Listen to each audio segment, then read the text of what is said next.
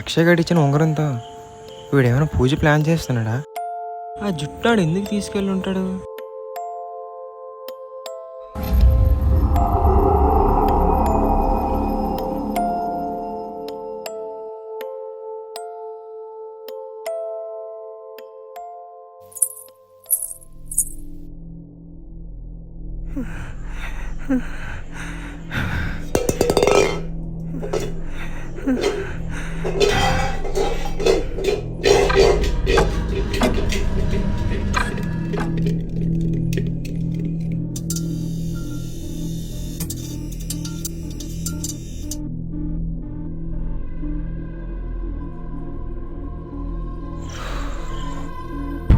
అక్కడేం చేస్తున్నావు బ్రో?